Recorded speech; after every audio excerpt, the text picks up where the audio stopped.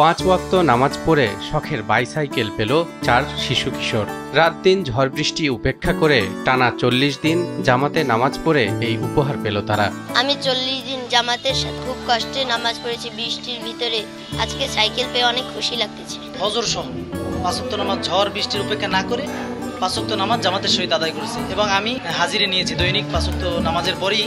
কেবল নামাজ আদায়ের জন্যই নয়, বরং এই কিশোরদের মধ্যে ধর্মীয় দায়িত্ববোধ দেখেই পুরস্কৃত করা হয় তাদের। আমরা এই মসজিদে প্রতিদিন টানা 5 ওয়াক্ত নামাজ পড়ার জন্য 40 দিন নিয়মিত, এই জন্য আমাদের সাইকেল উপহার দেওয়া হয়েছে। আমরা অত্যন্ত খুশি হয়েছি, আলহামদুলিল্লাহ। নামাজের পাশাপাশি ওদেরকে বিভিন্ন মাসলা মাসাইল নামাজ সম্পর্কে, ইসলাম সম্পর্কে জানানো হয় এবং বোঝানো হয়। সেক্ষেত্রে আমরা দেখতে পাচ্ছি যে ওরা সম্পূর্ণভাবেই করতে পেরেছেন। 4 জনের 1 লক্ষ্য কেবল জামাতে নামাজে অংশ নেয়া। গাফিল সময়েও তারা 40 দিন টানা 5 ওয়াক্ত নামাজ পড়েছেন মসজিদে। আমি 40 দিন 5 ওয়াক্ত নামাজ পড়ার কারণে সাইকেল পেয়েছি, তাই আমি খুব আনন্দিত।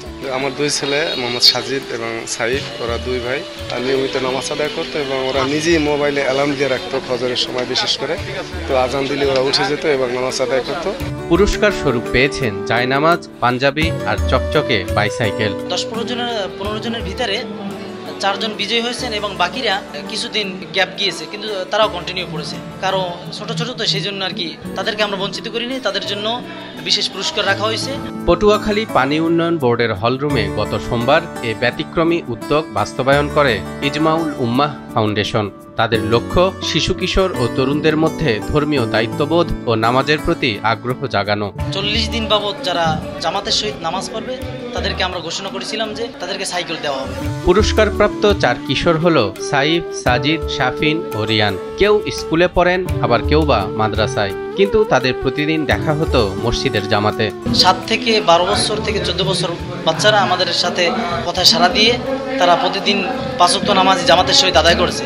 এই আয়োজন প্রমাণ করে ধর্মীয় অনুশীলনের স্বীকৃতি শুধু আখিরাতে নয়, দুনিয়াতেও সম্মান বয়ে আনে। 4 কিশোরের এ গল্প অনুপ্রাণিত করুক সমাজের প্রতিটি কিশোরকে ইমানের পথে দৃঢ়ভাবে চলতে। পুরস্কার প্রদান অনুষ্ঠানে প্রধান বক্তা ছিলেন ইসলামী চিন্তাবিদ মুফতি শিব্বির আহমদ। বিশেষ অতিথিদের মধ্যে ছিলেন ডাক্তার খায়রুল বাশার, মাওলানা মোতাহার উদ্দিন ও প্রকৌশলী মিরাজ গাজী। অনুষ্ঠান পরিচালনা করেন মসজিদের খতিব হাফেজ মাওলানা রাশেদুল ইসলাম। সভাপতিত্ব করেন পানি উন্নয়ন বোর্ডের নির্বাহী প্রকৌশলী রাকিব। এই আয়োজনের মূল সংগঠক ছিল সাকিব বিল্লাহ।